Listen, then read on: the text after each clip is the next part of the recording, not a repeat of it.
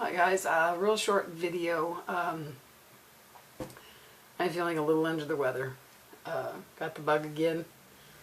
Seems like that's all that's happened this whole winter time was, catching these bugs.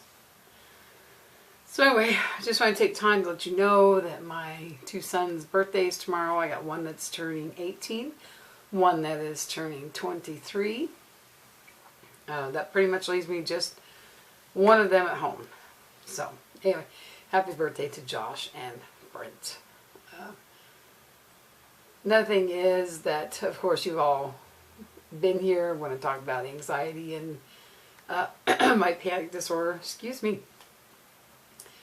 I just want to let you know that I have contacted the doctor's office. I will be going to the doctor next Tuesday to deal with some of that. I have not I've not done well this year, as you could probably tell from the posts that I've been putting up here.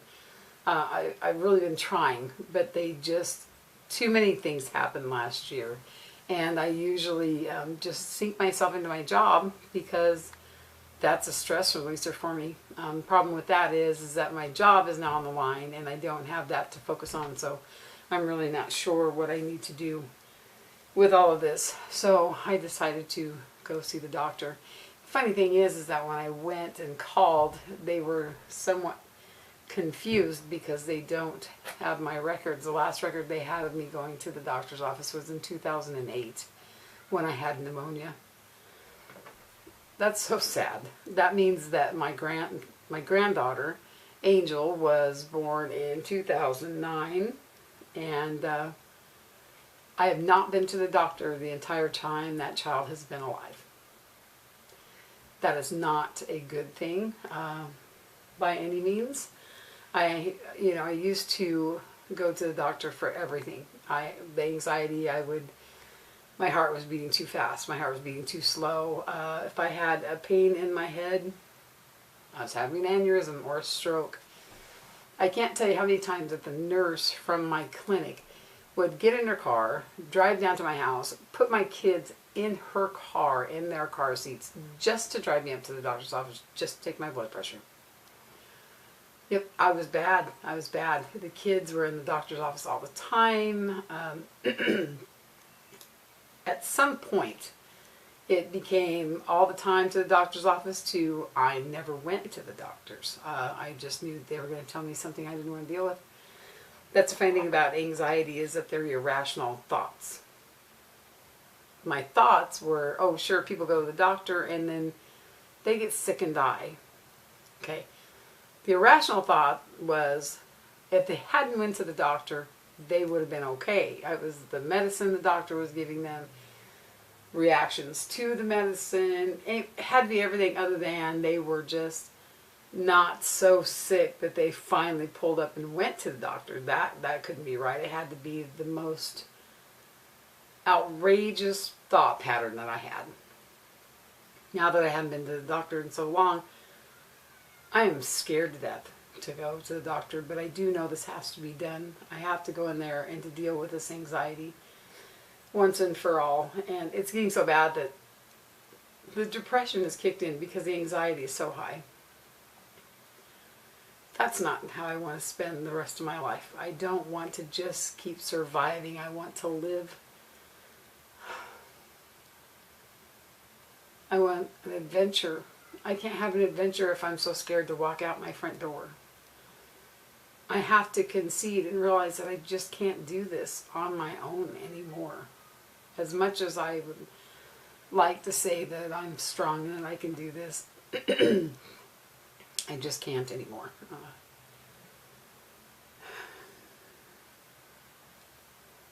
That's not a bad thing. I was, at one point in my life, so ashamed that I had this, that there was something wrong. I was less than a person because I had panic and anxiety and post-traumatic stress disorder. I didn't ask for things to happen to me, and I didn't ask for my mind to categorize it and put it the way that it did. It happened. It happened. And I don't wish it on anybody. But we're going to get better. So we're going to look at the positive now. We're not going to look at the negative. I just got to get through till Tuesday. I made sure I took the time off from work or whatever. So that way I wouldn't be hurting anybody by not going to work or let anybody down. I do want to start the series on becoming a minimalist. I brought some stupid stuff home the other day at the store because I guess shopping made me feel better, or I thought I needed this stuff, or whatever it may be. But I came in here, put the stuff down, and I thought, what am I doing? I got to get out of that. I don't need this stuff. So today I went through and I got a full bag of clothes out. And I'll give you a list of what it was with the whole minimalist series. And that was just the first day, you know. Yeah, lots more I need to go through. So yeah, so I just wanted to recap. I wanted to wish Joshua and Brent happy birthday tomorrow. One is 18, one is 23. And let you guys know, excuse me, that I'm going to be going to the doctor for my anxiety, so hopefully that gets better. Oh, I did want to show you one thing though. I went and I bought, it always helps with anxiety, or my anxiety anyway, to have something to do. So like for years, ever since I've been little, I would take a phone cord and I would wrap it around my finger, or I would take a necklace and twirl it. I don't know if it was a coldness or whatever it was, but it always made me feel better as long as my hands were busy. So I'm sure you guys have all seen the lovely material that does this cool stuff. Brush it one way, it becomes one color, the other way, the sequins on it. Okay. So this is a tablet cover, and I was walking from the break room, and I seen these hanging there, and I thought, wow, I could so get this. And I didn't want it for my tablet. I didn't want it for a purse. I just wanted it because of the sequins on it. I thought they felt really cool. And I thought to myself, this would be something that I could just sit and mess with and maybe help me through anxiety or panic attacks. And so far it's worked. So it's just a little case with a drawstring, and it's just supposed to be to put your tablet in. A nice fashionable thing or something, I guess. I don't know. That isn't what I use it for. I went and I put a couple little towels inside and zipped up the little cord in it, and made it my little pillow type thing. I call it my anxiety pillow.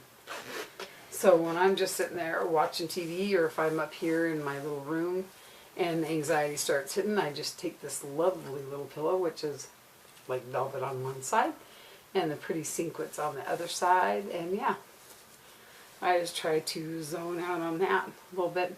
I did try coloring. It wasn't a good thing for me because I just kept worrying about what I was going to do. Anyway, so those are just a couple of the things. And I just want to say thank you for stopping by this Sunday and hanging out with me for just a few minutes and all my craziness, bouncing around, talking about this thing, that thing. I really am that way during my time off camera too. I bounce around, think of different things, you know, random, off on this way, off on that way. I managed to get things done, but maybe not in the way that most other people would get them done. I don't know, kind of crazy.